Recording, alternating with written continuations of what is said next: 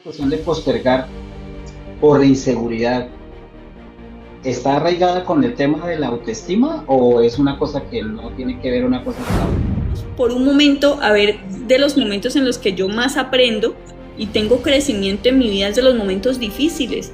Muchas veces de la felicidad, ese mismo miedo de es que voy a ser el oso, van a hablar de mí, me van a mirar, cuando realmente, pues después de eso, ¿qué hay? Después del fallo, ¿qué hay? El miedo es la emoción que yo expreso frente a un peligro real y latente, algo que está realmente ahí, mientras que la ansiedad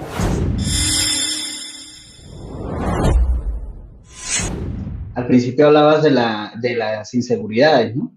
Eh, a veces no, ya no es un tema de que qué mamera salirme aquí de esta zona de confort donde estoy bien, en lo que estoy, me tengo que incomodar, me toca pararme, prender el computador, sino ya es un tema de que a veces postergamos las cosas porque nos da miedo hacerlas, porque a lo mejor no me siento seguro, no me siento como capacitado, no me siento lo suficientemente bueno para, y entonces caigo como en ese vacío o en ese hueco de decir, no, yo como que mejor, como que lo dejo para después, creyendo que más adelante voy a tener la fuerza o voy a tener la seguridad o voy a tener el impulso para hacerlo. Esta cuestión de postergar por inseguridad, ¿está arraigada con el tema de la autoestima o es una cosa que no tiene que ver una cosa con la otra?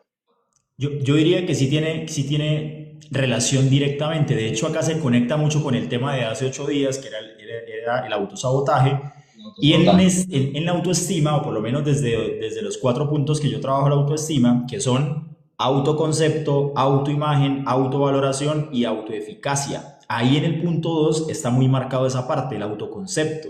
¿Cuál es el Ujú. concepto o la descripción propia que yo tengo de mí mismo? Entonces ahí vienen esos pensamientos invalidantes, ¿sí? De autosabotaje frente a lo que yo puedo lograr. Es que no voy a ser capaz. Entonces, inicialmente tengo la idea de lo que voy a hacer, llámese proyecto de emprendimiento, llámese la tarea concreta a la que voy a realizar, y empiezan esos pensamientos rumiantes también que hablábamos la semana pasada. De pronto yo no tengo la capacidad, voy a fallar, siempre me pasa lo mismo, nunca consigo lo que yo me propongo, no me va a alcanzar el tiempo, la gente se va a reír de mí, la gente de pronto me va a ver de cierta manera. Entonces empiezan esos pensamientos invalidantes y son los que terminan generando esa postergación de la actividad, porque también va ligado con esa parte de la dificultad que yo tengo para manejar esa frustración frente a esos pensamientos de autosabotaje. Entonces, sí tiene que ver mucho con esa parte de autoconcepto, que es una de las líneas o una de las ramas de la autoestima, porque ahí están muy claros y muy marcados. Autosabotearme. Todo ese lista negra de aspectos que yo definitivamente los tengo muy arraigados y muy marcados y terminan desestabilizándome. Y es que este tema del autosabotaje, digamos, por temas relacionados con la autoestima, yo creo que todos en algún momento hemos sido víctimas o victimarios, no sé, porque pues uno mismo es el que se hace como el harakiri, ¿no? O sea, uno mismo es el que se autolesiona y el que tiene esa autopercepción errónea de lo que supuestamente están pensando los demás. Y recuerdo mucho una amiga que tenía muchas ganas de iniciar clases de natación, eh, pero lo postergaba y lo postergaba a pesar de que decía que le gustaba, que le encantaba, que quería ir, pero el solo hecho de tener que pensar en ponerse un traje de baño y que obviamente pues tenía que exponerse en la piscina porque no podía nadar con licra larga, ¿no? Y lo postergó muchísimo, era un tema de inseguridad con su cuerpo.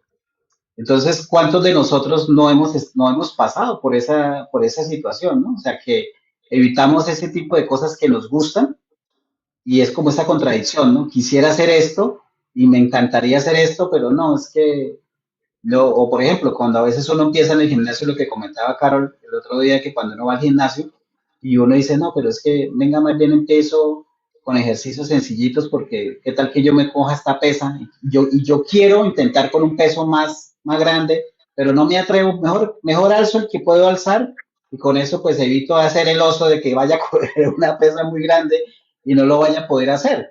Entonces, ese tema de la inseguridad es bastante importante e interesante de ver porque creo que ahí se radica, yo diría que un 50% de la razón por la que uno vive postergando las cosas. O sea, es esa inseguridad constante de no hacerlo. De hecho, dentro de la procrastinación, y lo hablábamos también la vez pasada, hay una cierta tolerancia a la frustración. O sea, a veces es como que prefiero mejor no hacerlo, o más bien despuesito porque, ah, no, yo no quiero embarrarla, o yo no quiero que la cosa quede mal. O sea, como que no tenemos una buena tolerancia a decir, bueno, lo intenté, pero no lo pude hacer, entonces prefiero mejor no intentarlo.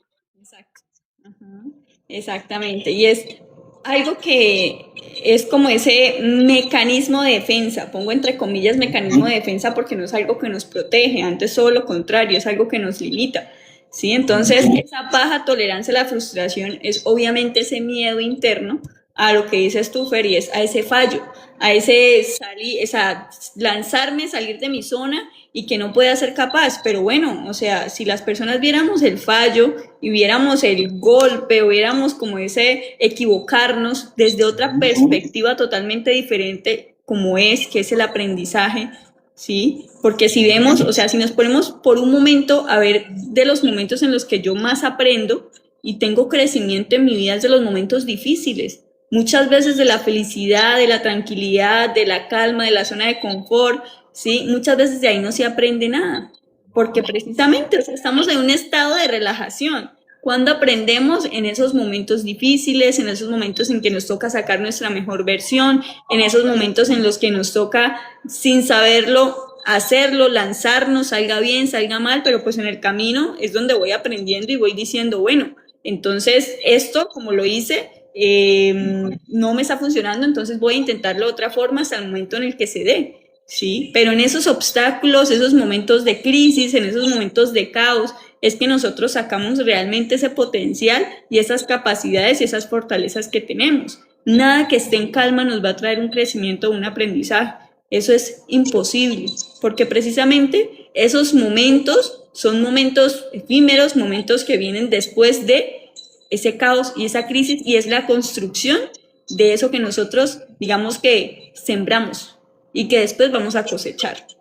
Sí, y son esos mismos pensamientos también que nos limitan, como el ejemplo que tú ponías, que es lo que no permite que salgamos de esas zonas y que nos permite y que no le permite a tu amiga de pronto disfrutar de un hobby, disfrutar de un buen momento, disfrutar de pronto conocer personas increíbles, disfrutar de ver que realmente puede ser capaz, ¿sí? De desconectarse un momento de responsabilidades. Entonces se limitó, no lo hizo. Por ese mismo miedo de, es que voy a ser el oso, van a hablar de mí, me van a mirar, cuando realmente, pues después de eso, ¿qué hay? Después del fallo, ¿qué hay? Pues nada, pues uno se levanta y sigue y lo intenta otra vez. Y eso se trata la vida. Me gustaría que habláramos en este punto de cuál es esa diferencia, Carol o Yair, esa diferencia entre sobrepensar, ¿sí? Y entre el pensamiento rumiante, ¿sí? Que hablábamos un poco cuando estábamos preparando el tema. Porque sí hay una gran diferencia. A mí, por lo menos en lo personal, me explotó la cabeza porque uno piensa que es lo mismo, ¿no? El sobrepensar y el pensamiento rumiante. ¿Cuáles son esas diferencias? Y si está bien sobrepensar o en qué situaciones y cuándo ya es una cuestión que dice, no, venga, ya se está esto como saliendo de las manos.